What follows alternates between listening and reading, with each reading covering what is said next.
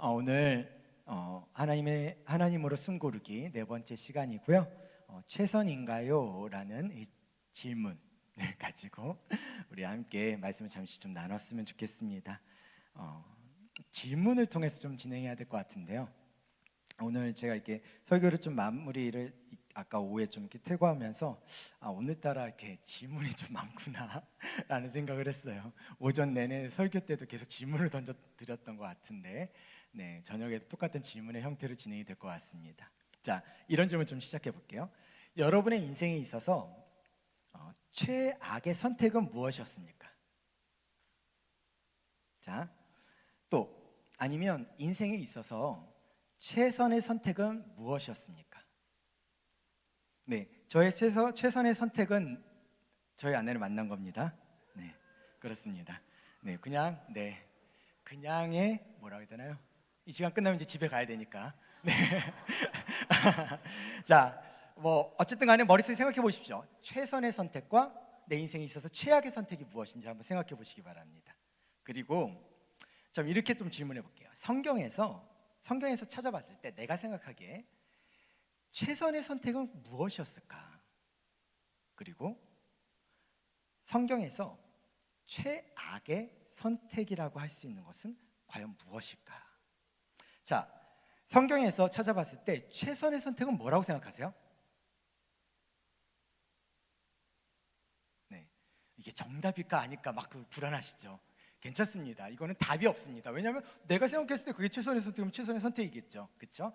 제가 생각했을 때 최선의 선택은 예수님이 십자가를 선택하셨다라는 겁니다. 저는 그게 최선의 선택이셨구나. 그리고 그것이 나에게 있어서 최고의 선택이겠구나라는 생각이 들었어요.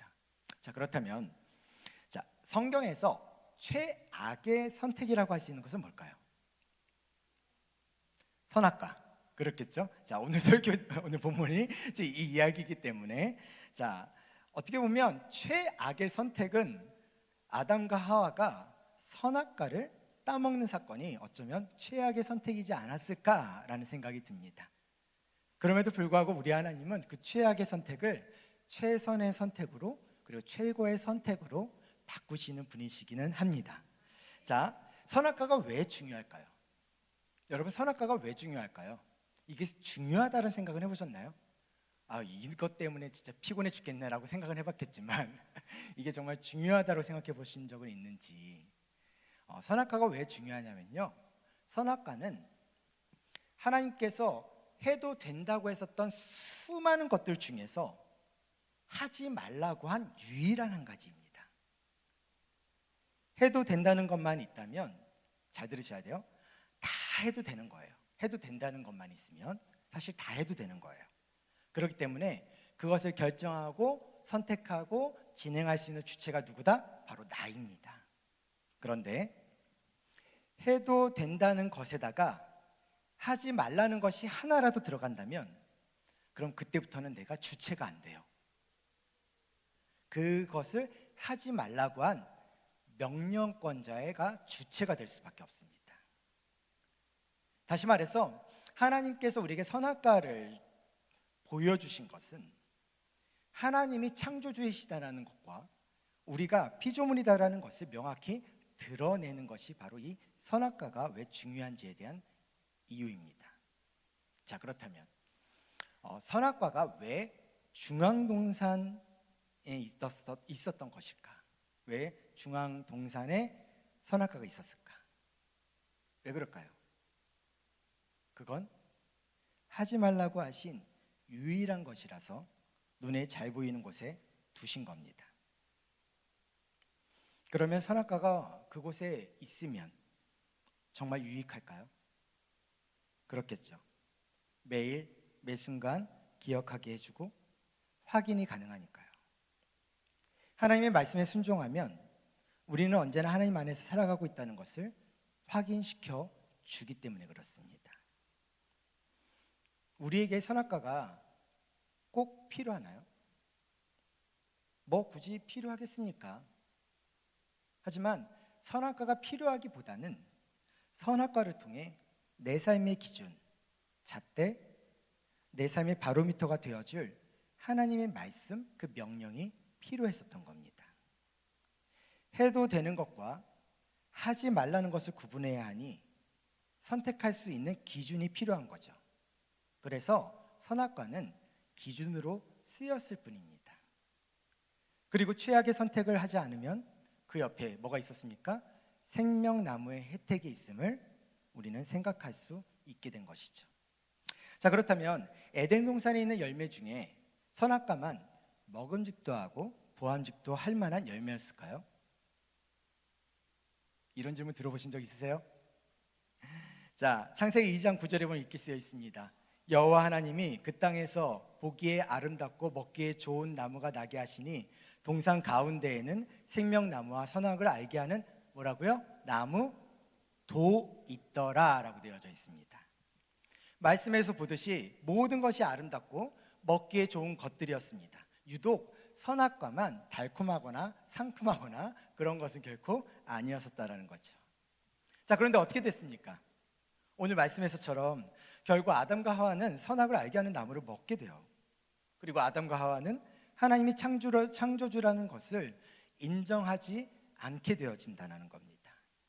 아니에요. 단지 더 자유를 내가 좀 얻고 싶었을 뿐입니다 라는 변명을 할 수도 있겠지만 그 내면에서 가지고 있는 욕망, 욕심은 하나님의 인도하심과 하나님 안에 있다라는 것에 대한 의심, 그리고 그것을 원하지 않았다라는 것에 대한 그 마음의 교만함이 결국 하나님께 등을 돌린 순간 그들은 이제 죽음의 길로 들어서게 된 것입니다.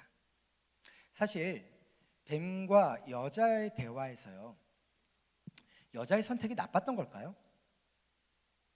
이 여자의 선택이 정말 나빴던 걸까요? 한번 생각해 보시기 바랍니다.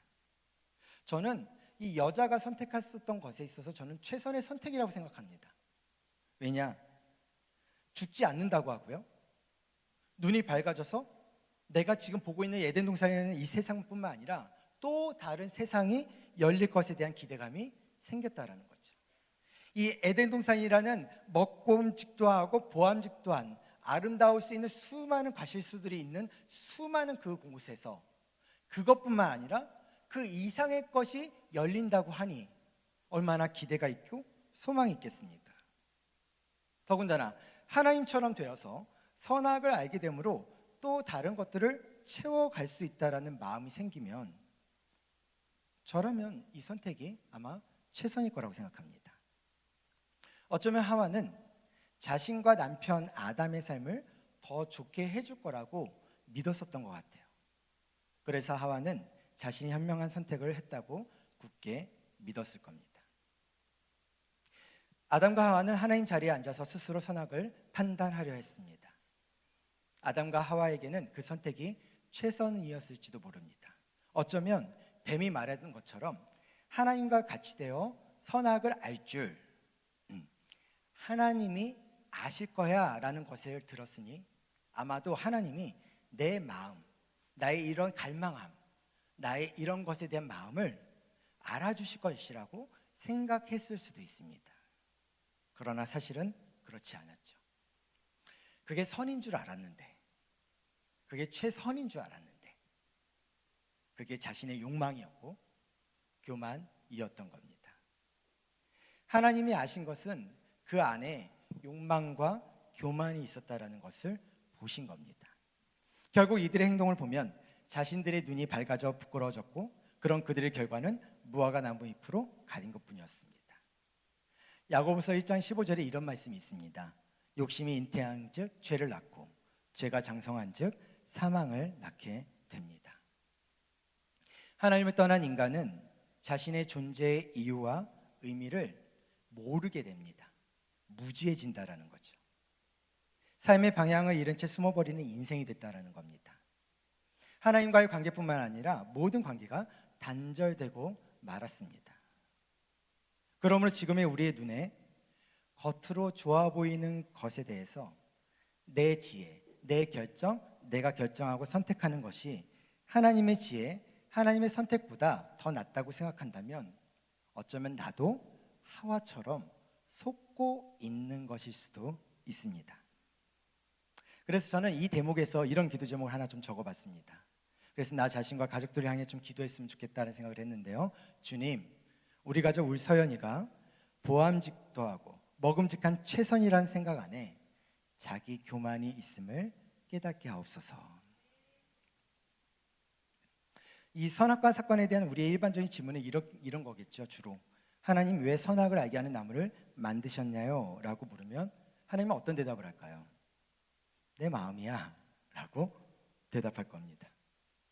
이 대답을 하나님이 하신 거니까 3인칭 표현으로 내 마음이야 라는 말을 표현한다면 이렇게 표현할 수 있을 것 같아요. 하나님의 마음이구나. 다른 말로 표현할까요? 하나님의 주권이라고 말합니다. 이 세상에는 선과 악이 존재합니다. 그리고 우리는 선과 악에 대해 그 차이에 대해 모두들 알고 있는 듯합니다. 어린아이들만 보아도 그렇죠. 무엇이 옳고 그른지 인간은 본능적으로 알고 있는 것처럼 보입니다. 인기 있는 드라마나 영화들도 그렇죠. 선한 사람이 악한 사람들의 방해들과 온갖 역경을 이기고 결국엔 정의가 실현되고 그렇게 됐을 때 우리는 통쾌합니다. 이런 것들이 인기 있는 것은 아마도 선이 악을 이기는 데서 오는 희열 때문이 아닐까라는 생각을 잠시 해봅니다. 그런데 여러분, 선과 악은 겉으로는 구별할 수가 없습니다.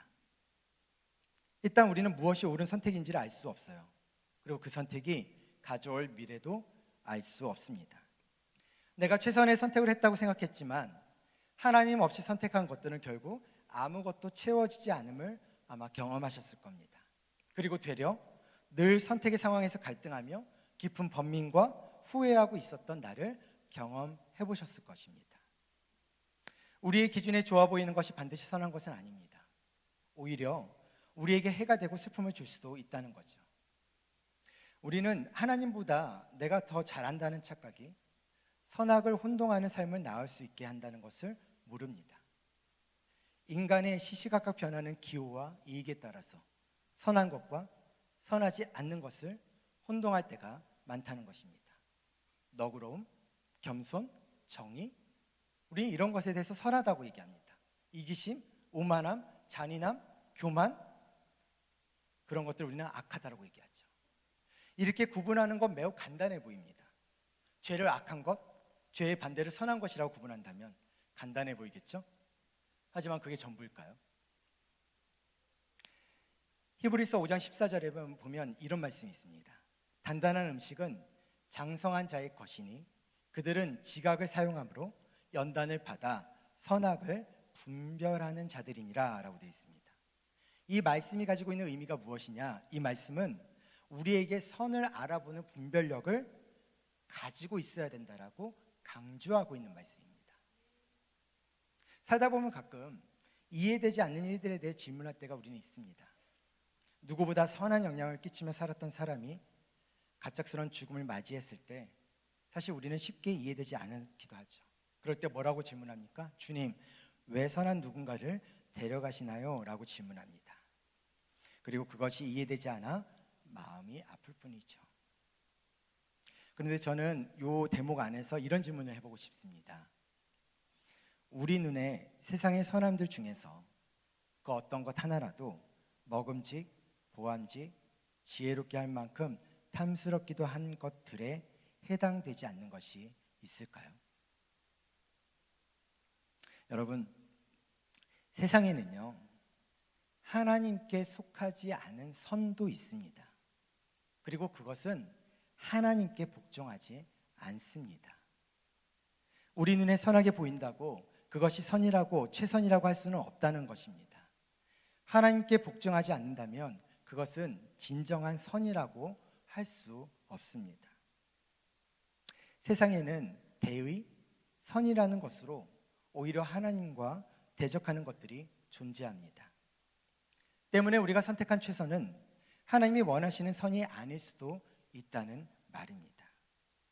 그래서 우리는 선과 악을 구별하기가 어렵습니다. 그러나 만약에 변하지 않는 기준이 있다면 선과 악을 구별할 수는 있을까요?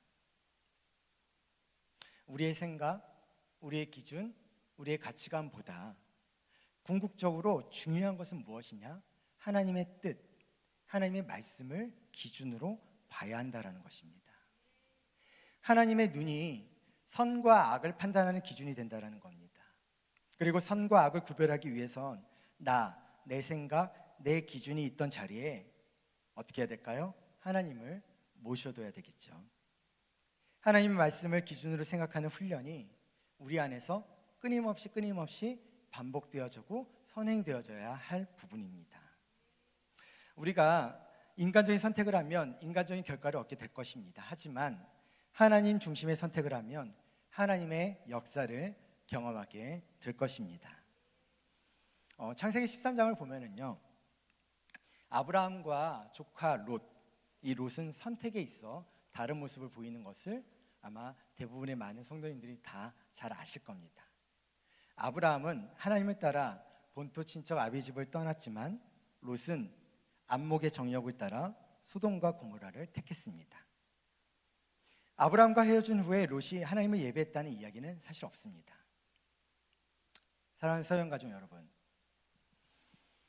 이번 한 주도 우리는 수많은 선택을 하며 아마 살아가게 될 것입니다. 저는 먼저 이런 질문을 스스로 해보셨으면 좋겠습니다. 나는 지난날 선택해왔던 그 순간에, 그리고 그 중심에 누가 있었는지, 정말 그 중심에 하나님이 계셨었는지 말입니다. 그래서 저는 두 번째 기도 제목을 좀 이렇게 적어봤습니다. 주님, 우리 가족 울서연이가 이번 한 주 중요한 선택의 순간들 가운데 하나님의 말씀을 기준으로 삼게 하옵소서. 사실 우리에게 가장 큰 복은 무엇이냐면요, 순종하는 삶입니다. 순종하지 않고 하나님의 자리에 올라서는 순간 우리는 평안함을 잃어버리게 돼요. 혹시 여러분의 삶에서 가장 큰 후회가 되는 일은 어떤 것이었습니까? 가만히 생각해 보시기 바랍니다. 떠오르는 그 일들 가운데 후회라 생각했었던 그 일에, 그리고 그 선택의 중심에 하나님이 계셨습니까? 제가 예화를 가져왔는데요, 한번 잘 들어보세요. 해안선에 등대가 우뚝 세워져 있었습니다. 배들은 항상 등대 불빛을 보며 방향을 잡고 안전하게 항구로 들어오곤 했어요. 등대 기름 창고에는 기름이 늘 충분히 공급되어 있었는데 등대에 불을 밝히라고 정부에서 공급해주는 기름이었습니다. 어느 날 자동차가 지나가다가 기름이 떨어져 오도 가도 못하고 있어서 근처에 주유소가 없는 곳이라 달리 방법이 없었기 때문에 기름을 조금 주었습니다. 이튿날 가난한 할머니가 오더니 추워서 못 자겠다면서 기름 보일러에 기름을 좀 채워달라고 해서 사정이 탁하여 조금 주었습니다. 또 한 자매가 와서 내일이 시험인데 등을 밝힐 기름이 떨어졌다고 기름을 달라고 하기에 입장이 난처하여 조금 주었습니다. 그렇게 이 사람 저 사람에게 조금씩 기름을 주다 보니 등대에 넣을 기름이 떨어져 버렸습니다. 그런데 기름이 떨어진 그날 밤 배 몇 척이 파손되어 수많은 사람들이 죽었습니다. 그리고 며칠 후에 조사단이 파견되었습니다. 기름을 충분히 주었는데 왜 등대의 불이 꺼졌는지를 조사했겠죠. 그 결과는 등대지기의 선한 행동 때문이었습니다. 등대지기는 사정대로 말할 수밖에 없었습니다. 하지만 어쩔 수 없는 일이었다고 밖에는 할 말은 없는 거죠. 그 말을 다 들었던 조사관이 마지막으로 이렇게 말합니다. 우리가 당신에게 기름을 공급한 이유는 오직 하나, 등대의 불을 꺼트리지 말라는 것이었습니다. 그래서 당신은 직무유기입니다. 당신은 구속되어야 합니다. 우리는 늘 선택의 문제에 직면합니다. 선택을 하면서 스스로에게 이거는 어쩔 수 없었다거나 아니면 이것이 선한 의도였다라고 말하죠. 사실 어쩔 수 없게 내리는 결정은 잘못된 결정인 경우가 많습니다. 그리고 최선이 아닌 차선인 경우가 사실 많습니다. 그리고 하나님을 떠나간 선한 의도가 얼마나 무서운 결과를 만들 수 있는지 우리는 생각해 봐야 한다는 거죠. 그러므로 먼저 우리 삶의 원칙이 세워져야 합니다. 그 원칙은 상황을 이길 수 있게 하고요, 최선이 아닌 차선의 유혹 앞에서 그것을 이겨낼 수 있게 합니다. 어쩔 수 없는 상황이라고 할지라도 원칙을 어길 수는 없죠. 그리고 그 원칙은 선악과를 먹지 말라고 말씀하셨던 하나님의 말씀입니다. 우리는 그리스도인이 맞나요? 그리스도인 맞으시죠? 자, 그렇다면 한번 이렇게 생각해 보면서 우리가 좀 이 말씀을 좀 마무리했으면 좋겠는데, 나는 부모로서 또 조부모로서 우리의 선택의 중심에는 언제나 하나님이 계셨습니까? 우리는 자녀들에게 아니면 손주들에게 어떤 선택의 모습을 보여주고 있었습니까? 설령 보암직도 하고 먹음직도 한 것들을 선택하는 그 과정을 보여줬던 것은 아니겠죠? 아니면 비록 보암직도 하지도 않고 먹음직도 않은 그런 것들, 손해를 감수해야 될 것 같은 그러한 것임에도 불구하고 하나님의 말씀이 그것을 선택하라고 했기에 그 기준으로 삼고 우리의 선택의 중심에 하나님이 계셨었습니까? 우리는 그리스도인으로서 어떤 선택의 기준으로 살아왔었던 것일까요? 물론 선택은 자유일 수도 있습니다. 너무 그렇게 말씀하시면 안 되잖아요 라고 속으로 저를 이렇게 쳐다보시면서 속으로 말씀하실 수도 있을 것입니다. 그런데 이것은 꼭 기억해 주십시오. 선택은 여러분들의 자유입니다. 그러나 시작의 선택권은 당신에게 있어도 결과에 대한 선택권은 당신에게 없습니다. 시작의 선택권은 당신에게 있어도 결과의 선택권은 당신에게 없습니다. 그래서 저는 이런 기도 제목을 좀 만들어 봤습니다. 주님, 하나님 중심의 선택을 하는 나를 통해 나의 가족이 순종의 복을 누리게 하여 주시옵소서. 내 모습을 좀 돌아보셨으면 좋겠습니다. 제가 오전에도 말씀을 드렸었던 것처럼 우리가 거해야 될 그 삶의 자리에서 하나님의 말씀을 지켜내는 삶을 살아내는 것이 사실은 너무나 어렵습니다. 그리고 쉬운 일은 사실 아닙니다. 결단한다고 되어지는 부분도 솔직히 아닙니다. 그래서 저는 오늘 이 저녁에 이 말씀을 그 이야기에다 하나 더 얹고 싶습니다. 말씀을 지켜내기 위해 여러분의 그 선택의 기준 앞에 하나님을 두시길 바랍니다. 하나님의 말씀 앞에 그 말씀의 기준을 찾으시기 바랍니다. 어쩔 수 없다고, 상황이 그렇다고, 다가오는 상황들과 나에게 공격해오는 모든 상황들이 그렇다고 내가 최선이 아닌 차선을 결정하는 일에 있어서 그 오류에 빠지지 않도록 하나님의 말씀을 붙드셔야 됩니다. 그냥 가만히 있는다고 하나님께서 주시는 말씀이 아닙니다. 말씀을 찾으시기 바랍니다. 성경을 읽으시기 바라고요. 통독을 하시기 바라고요. 큐티를 하시기 바라고요. 기도하시기 바라고 찾으셔야 됩니다. 그리고 들으셔야 되고, 그리고 마음속의 기준으로 삼기를 간절히 소망합니다. 말씀을 맺습니다. 우리는 여전히 오늘도 선악과를 따먹을 때가 참 많습니다. 최악의 선택을 하는 일이 비일비재하겠죠. 그러나 우리 하나님의 전능하심은요, 그 최악의 선택을 최선의 결과로, 최고의 결과로 만드시는 분이십니다. 9절의 말씀이 이렇게 쓰여 있습니다. 내가 어디 있느냐? 내가 어디 있느냐?